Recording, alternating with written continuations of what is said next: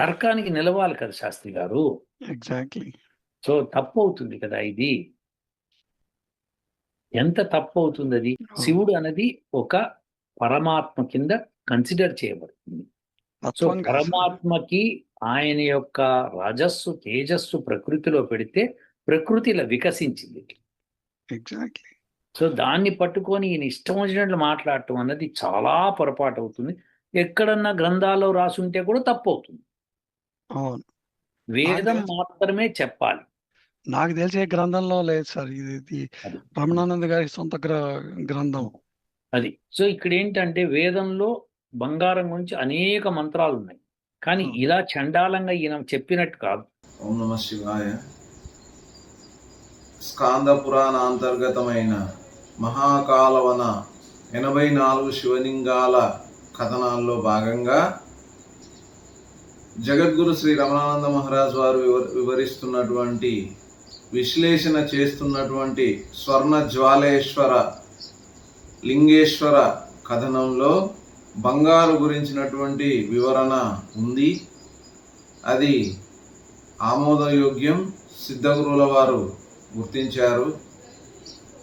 అయితే పార్వతీదేవికి పరమేశ్వరుడు ఆ యొక్క లింగాలను విశిష్టతను బోధిస్తున్నారు. దాంట్లో భాగంగానే ఆ కథనం ఉంది. ఆ వివరణ ఎంతో అత్యద్భుతంగా లోకానికి అందిస్తున్నారు జగద్గురు శ్రీ రమణానంద మహర్షి వారు. దాన్ని ఈ వెంకట చాగంటి తర్కం కావాలంట. ఆయనే అంటున్నాడు, తర్కం ఉండాలి కదా శాస్త్రి గారు అంటూ. మరి దేవుడు కావాలా, తర్కం కావాలా? వితర్కం కుతర్కం వితండవాదం కావాలా? మైండ్ కొద్దిగా పెట్టి ఆలోచించాలి. వేదిక యూనివర్సిటీ నడిపి డాక్టర్ లెవెల్లో ఉన్నావు, ఆలోచించే కెపాసిటీ లేకపోతే వివరణ అడుగు సిద్ధగురువును, మంచిగా అడుగు. ఇష్టం వచ్చినట్టు మాట్లాడతానంటే నువ్వు అవమానించేది జగద్గురువుల వారినా లేకపోతే పార్వతీ పరమేశ్వరులనా తెలుసుకో. నువ్వు పార్వతీ పరమేశ్వరులనే అవమానిస్తున్నావు వెంకట చాగంటి, తెలుసుకొని మాట్లాడు. చండాలం అనే పదం ఉపయోగిస్తున్నావు. అనుగ్రహ భాషణం అంటే ఏమనుకుంటున్నావు?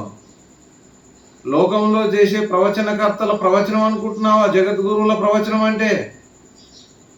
అసాధారణ ఆత్మతో స్ఫురణతో కూడినటువంటి ప్రవచనం జగద్గురు శ్రీ రమణానంద మహారాజు వారి ప్రవచనం. బంగారు శివుని యొక్క తేజస్సు అనే వివరణలో భాగంగా వీర్యము అనే పదము ప్రయోగించబడింది అక్కడ.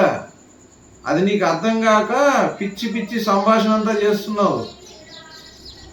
ఆ పిచ్చి సంభాషణలు తర్క కుతర్కాలు మానుకో వెంకట చాగంటి. ఇకనైనా బుద్ధి సరి చేసుకో. ఓం నమ శివాయ.